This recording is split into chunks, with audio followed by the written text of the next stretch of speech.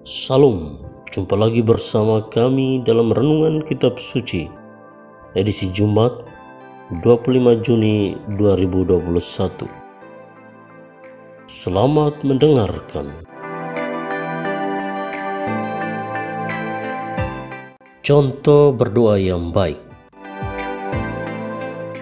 Renungan ini terinspirasi dari Injil Matius, bab 8, ayat 1-4. Saudara-saudari yang terkasih, saya mengawali permenungan ini dengan membagikan sebuah kisah.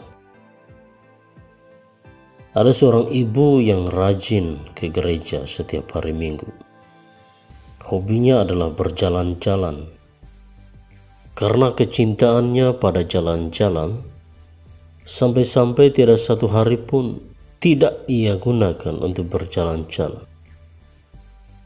Satu hari saja tidak berjalan-jalan, rasanya ada yang kurang. Kadangkala ia berjalan keluar kota, kadangkala keluar pulau,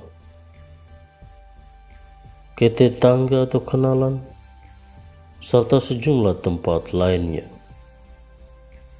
Baginya berjalan-jalan adalah suatu gaya hidup,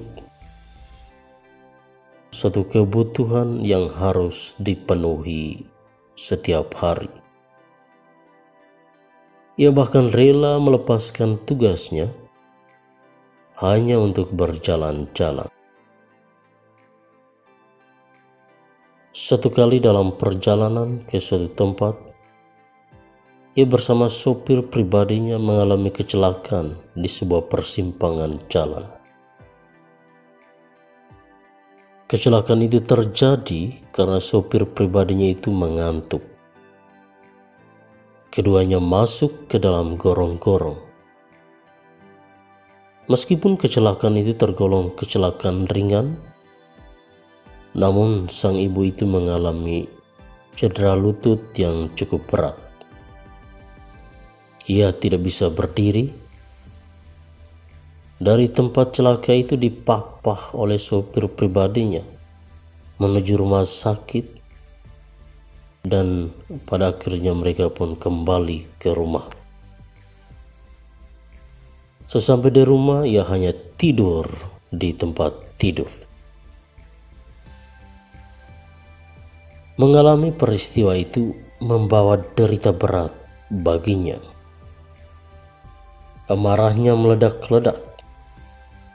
Suami, anak, pekerja yang dipekerjakannya menjadi sasaran amukannya. Suaminya mengerti dengan kondisinya karena ia merasa bahwa amarah istrinya adalah ekspresi ketidakpuasan karena tidak punya waktu lagi untuk berjalan-jalan. Sesekali ia mereda dan tidak sedikit waktu dipakai untuk mengungkapkan ketidakpuasannya terhadap keadaan dirinya. Sebagaimana yang dipahami suami, bahwa perubahan watak itu terjadi karena merasa kaki yang cedera menjadi penghalang untuk bisa berjalan-jalan, diungkapkan juga oleh sang istrinya dalam setiap doa pribadinya. Doa-doanya hanya seputar meminta Tuhan untuk cepat menyembuhkan kakinya. Setiap saat doanya adalah menuntut Tuhan untuk segera menyembuhkan kakinya. Meskipun ia berdoa dalam waktu yang cukup lama, penderitaannya pun belum berakhir. Penderitaannya tetap dia alami. Karena menunggu lama, meskipun berdoa, tetapi tidak kunjung sembuh, ia pun mulai memarahi Tuhan. Ia katakan bahwa Tuhan tidak mendengarkan doanya. Karena itu ia tidak lagi berdoa. Amarahnya kepada Tuhan itu meluap sampai ia pun melarang suami dan anaknya pergi ke gereja pada hari Minggu. Ia bahkan menyuruh suaminya untuk menyingkirkan tempat doa mini dari kamarnya ke tempat lain. Ia benar-benar marah pada Tuhan karena tidak mengabulkan permohonannya. Saudara-saudariku yang terkasih dalam Kristus, kisah ini menarik untuk disimak, secara khusus tentang bagaimana sang ibu itu berdoa. Sang ibu itu begitu menuntut Tuhan agar menyembuhkannya. Oleh karena tidak terkabulnya doa-doa yang disampaikannya kepada Tuhan, ia menunjukkan reaksinya. Kisah ini sangat bertolak belakang dengan kisah seorang yang mengalami sakit kusta dalam Injil pada hari ini. Seorang yang mengalami penyakit kusta dalam masyarakat Yahudi pada masa itu adalah orang yang dikucilkan, disendirikan atau dikarantinakan tanpa ada batas waktu, tidak diizinkan berada bersama yang lain. Mereka itu pantas dihina karena dilihat sebagai orang yang mendapatkan kutukan. Kita bisa bayangkan bahwa dalam keadaan yang demikian, ia harus diperlakukan secara berbeda dan diperlakukan secara tidak manusiawi karena penyakitnya itu. Ia datang kepada Yesus dan memohon untuk disembuhkan. Para saudara sekalian bisa bayangkan apa yang terjadi pada waktu itu saat ia berjuang menuju ke hadapan Yesus untuk berlutut dan memohon. Ia tentunya diteriaki dengan kata-kata kasar, caci maki, penghinaan, dilempari dengan batu, diusir dan lain sebagainya sebagai ungkapan penolakan atas kehadirannya. Dalam keadaan itu, ia tetap berjuang menuju ke hadapan Yesus.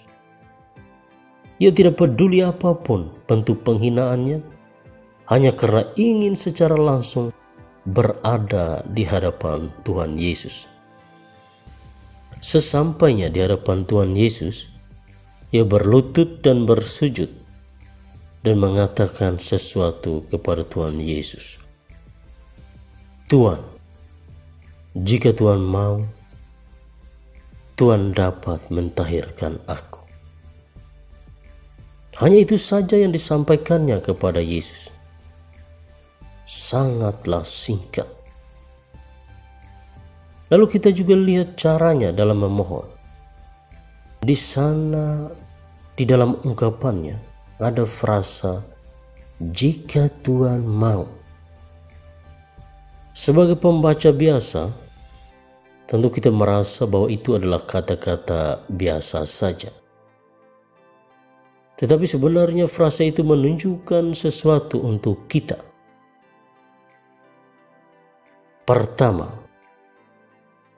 si penderita kusta mengungkapkan permohonan itu bertolak dari asumsi bahwa Yesus pasti sama dengan orang Yahudi lainnya.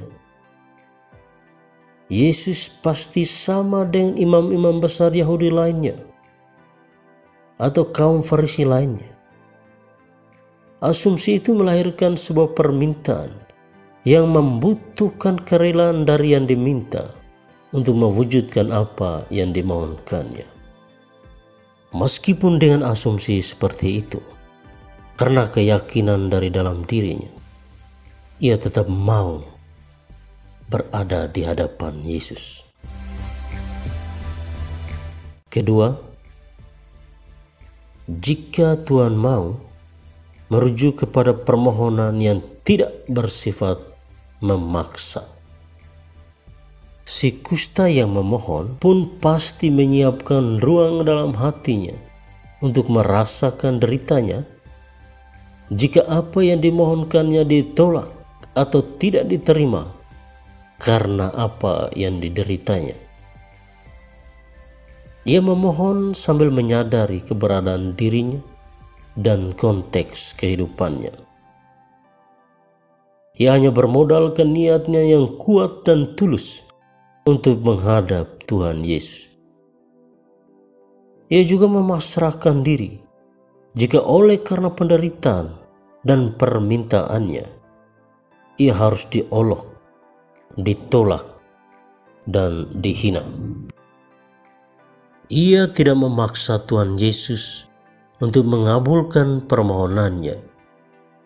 Ia menyerahkan sepenuhnya kuasa pada Dia yang diminta untuk mengabulkan ataupun tidak atas apa yang dimohon atau yang dimintanya.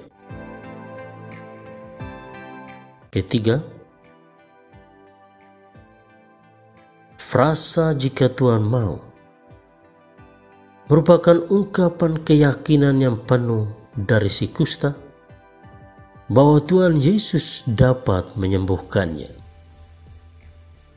Perjuangan seorang kusta untuk sampai bertemu Tuhan Yesus bukanlah perjuangan yang mudah. Perjuangan itu dilandasi oleh niat yang kuat, usaha yang keras, menyangkal diri, mengosongkan diri dari kecemasan dan ketakutan, dan hanya memasrahkan diri di hadapan Tuhan Yesus. Itulah kenyataan yang diekspresikannya bertolak dari keyakinannya yang penuh bahwa Tuhan Yesus pasti menyembuhkannya. Saudara-saudari yang terkasih dalam Kristus, si kusta dalam Injil pada hari ini adalah guru bagi kita semua dalam berdoa. Ia menunjukkan contoh berdoa yang baik. Saya juga percaya bahwa doa yang baik adalah seperti apa yang ditunjukkan si kusta dalam Injil ini. Berdoa yang demikian mengungkapkan kualitas iman kita. Kualitas iman yang tentunya matang. Lain halnya dengan berdoa yang dibuat oleh seorang ibu pada kisah sebelumnya. Berdoa yang seperti itu adalah ekspresi iman dari manusia yang masih kanak-kanak dalam hidup beriman. Semoga bermanfaat.